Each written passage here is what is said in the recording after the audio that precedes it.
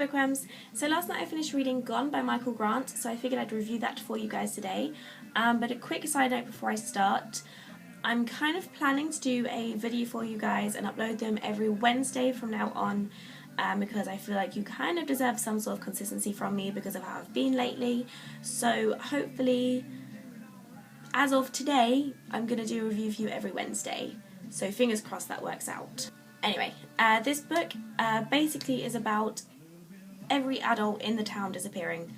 Everyone 15 and older suddenly disappears, and this book doesn't waste any time in getting started. In the first couple sentences, it basically says they're sitting in class, and one day, like 1 minute the teacher's there, and the next minute he's suddenly gone, and no one knows where he went or how he disappeared. He's just not there anymore, and this book just basically goes straight into it. So you have a bunch of 14-year-old kids and younger kids who are living in this town by themselves, and kind of natural selection, survival of the fittest takes place, and all the bullies start to rule the place, they start to take charge, and it's hectic. It is complete chaos in this town. There's kind of 5 main characters to do with Sam in this story, and that's Sam, Astrid, Adelio, Quinn, and Little Pete. Little Pete is Astrid's brother. And I think he might have like Asperger's or something, but he's kind of awkward around people. He doesn't really say much. He doesn't, I don't think he says anything, but he's quite an odd little character. But I love every single one of those characters, even Quinn. And those of you who've read this book may kind of question my decision on that. But I do have my reasons, and I will go into them in a second. But also there are more main characters kind of on the opposite side of Sam, if you like, and there's kind of like this Kane, there's Orc, Howard, Diana, there's Computer Jack. There is so many characters in this book that are of such great importance, and I feel that the author did really well to kind of go into these characters in great detail. Like, the character development in this book is immense. It's so amazing. And to start with, I kind of thought that this book was a bit too long, and I thought it could have been made shorter, but then I kind of thought about how much each character had been developed and how many characters there were, and I kind of feel that if the book was shorter, there wouldn't have been enough time to kind of develop these characters as much as they deserved. But yeah, so I think that was really well done. The characters were just mind-blowing. I loved them.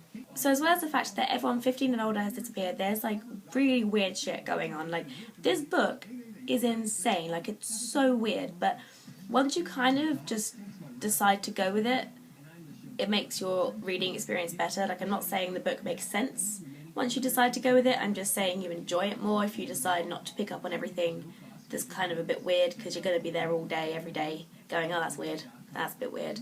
So once you just accept it, it's a great book. But so some of these kids are developing superpowers. Like, some people can move shit with their mind, or like shoot lasers out their hands, or like move really fast.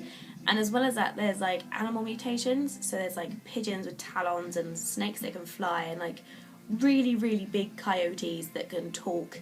And I don't even know what to say about that. It's just weird.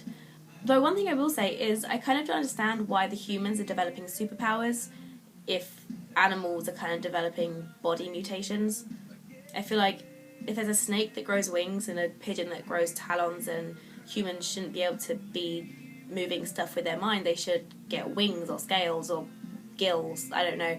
That wouldn't help the story in any way, shape or form. I just feel like it could make more sense.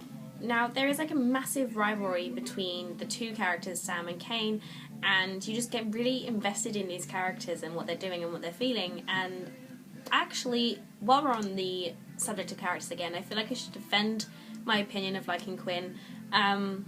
Like, granted, yes, he's a little bitch pretty much the entire way through the story, but I still really like him, because you've got to remember he's 14 years old, and there is a point in the story where he has the opportunity to kill someone, and quite a lot of people are like, oh, if you just kill that person then it'll be better, and you know, things will be over faster.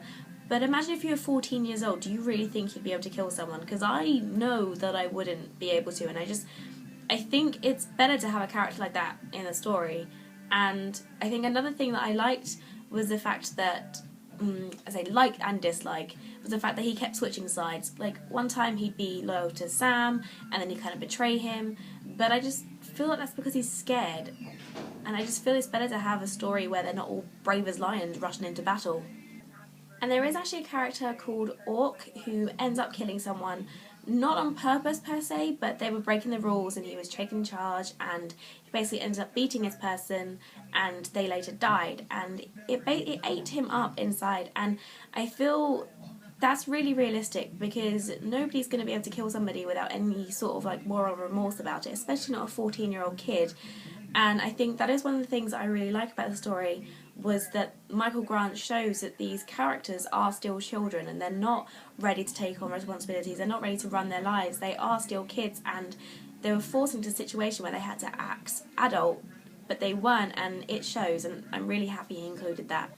So in summary, we have 14-year-olds battling for survival, we have kids with superpowers, and we have mutated animals, which actually, speaking of which, the coyotes are really freaky because they talk and they're like, come see Pack Leader knows all, and come see the darkness, and I don't know, but I feel that they're going to play a really important role in the next book, if not the next couple of books, because I still don't know what the darkness is. Like, the coyotes pretty much serve the darkness, and even at the end of the book I have no idea what that is, so I'm pretty sure that's going to be a big part in the next books. But I will give this book 4 out of 5 stars, and I will see you guys next week.